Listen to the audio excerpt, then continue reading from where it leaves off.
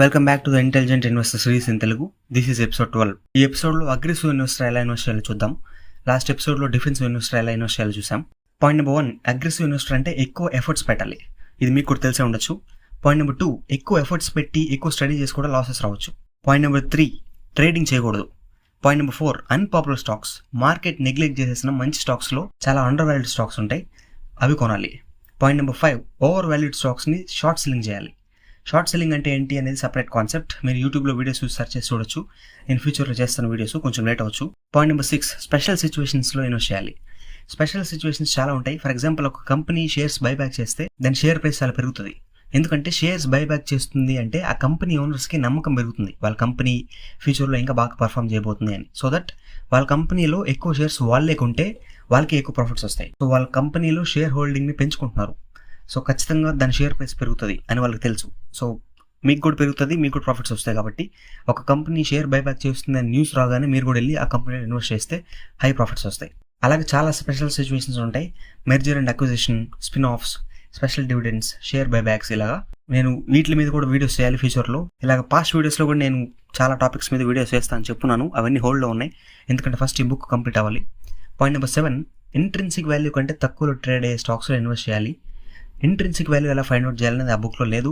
అది కూడా find out చేయడం చాలా పెద్ద ప్రాసెస్, నాకు కూడా తెలియదు. బట్ ఒకటి మాత్రం చెప్తాడు, ఆ కంపెనీకి ఉండే నెట్ కరెంట్ అసెట్స్ని మీరు చాలా ఈజీగా క్యాలిక్యులేట్ చేయొచ్చు. ప్రతి కంపెనీ బ్యాలెన్స్ షీట్లో కరెంట్ అసెట్స్ ఉంటాయి, నాన్ కరెంట్ అసెట్స్ ఉంటాయి. బ్యాలెన్స్ షీట్ ఎక్కడ ఉంటుందో మీకు తెలిసే ఉంటుంది. యాన్యువల్ రిపోర్ట్లో బ్యాలెన్స్ షీట్ ఉంటుంది. యాన్యువల్ రిపోర్ట్ ఎక్కడ ఉంటుంది అంటే మీరు డౌన్లోడ్ చేసుకోవచ్చు. ఫర్ ఎగ్జాంపుల్, స్క్రీనర్ వెబ్సైట్లో ఆ కంపెనీని సెర్చ్ చేసి బాగా కిందకి స్క్రోల్ చేసేస్తే అక్కడ యాన్యువల్ రిపోర్ట్ డౌన్లోడ్ చేసుకోవచ్చు. అందులో బ్యాలెన్స్ షీట్ ఉంటుంది. సో ఇప్పుడు కరెంట్ లయబిలిటీస్ ఉంటాయి, కరెంట్ అసెట్స్ ఉంటాయి అని చెప్పాను. కరెంట్ అసెట్స్లో నుంచి కరెంట్ లయబిలిటీస్ని సపరేట్ చేస్తే నెట్ కరెంట్ అసెట్స్ వస్తాయి. ఆ వచ్చిన నెట్ కరెంట్ అసెట్స్ని టోటల్ అవుట్ స్టాండింగ్ షేర్స్తో డివైడ్ చేయాలి. టోటల్ అవుట్ స్టాండింగ్ షేర్స్ ఎలా తెలుస్తాయి అంటే సింపుల్గా investing.com అనే వెబ్సైట్ ఉంది. అందులో కంపెనీ నేమ్ సెర్చ్ చేసి కిందకి స్క్రోల్ చేయండి, అక్కడ కనిపిస్తుంది టోటల్ అవుట్ స్టాండింగ్ షేర్స్ ఎన్ని ఉన్నాయి ఆ కంపెనీకి. నెట్ కరెంట్ అసెట్స్ని divided by total outstanding shares divide చేస్తే మీకు net current assets per share వస్తుంది. వచ్చిన తర్వాత net current assets per share కంటే కనుక దాని షేర్ ప్రైస్ తక్కువ ఉందంటే అది ఖచ్చితంగా safe stock, under valued stock.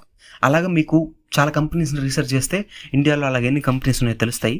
But చాలా ఎక్కువ రీసెర్చ్ చేయాలి. తెలిసిన తర్వాత ఆ కంపెనీస్లో మీరు ఫండమెంటల్ అనాలిసిస్ చేసి, అంటే ఆ బిజినెస్ చూసి, బిజినెస్ మోడల్ ఏంది, ఆ ప్రాఫిట్స్ ఎంత వస్తున్నాయి, ఇట్లా అన్నీ చూసి అందులో బెస్ట్ కంపెనీస్ కనుక సెలెక్ట్ చేసి దాంట్లో ఇన్వెస్ట్ చేస్తే చాలా సుపీరియర్ రిటర్న్స్ వస్తాయి. ఒకవేళ ఇది చాలా పెద్ద ప్రాసెస్, చాలా ఎక్కువ కంపెనీస్ సెర్చ్ చేయాలి అని అనుకుంటే మీకు సింపుల్గా బుక్ వాల్యూ కంటే తక్కువలో ట్రేడ్ అయ్యే కంపెనీ చూడండి. బుక్ వాల్యూ ఫైండ్ అవుట్ చేయడం చాలా ఈజీ. జస్ట్ స్క్రీనర్ వెబ్సైట్లోకి వెళ్ళి book value greater than current price అని సెర్చ్ చేయండి. ఇండియాలో బుక్ వాల్యూ కంటే తక్కువలో ట్రేడ్ అయ్యే కంపెనీస్ అన్ని లిస్ట్ మీకు వస్తుంది. ఒక 800 ఉన్నాయి ఇండియాలో.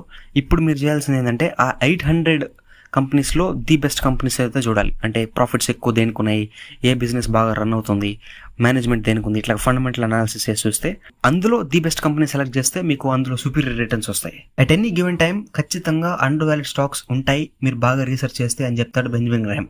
సో ఈ రోజు కూడా ఖచ్చితంగా ఎన్నో అండర్ వాల్యూడ్ స్టాక్స్ మన ఇండియాలో ఉంటాయి. సో మనం రీసెర్చ్ చేయాలి. ఆ రీసెర్చ్ చేసే ఓపిక మనకు ఉండాలి. You know that you control me. Guilty self-affliction.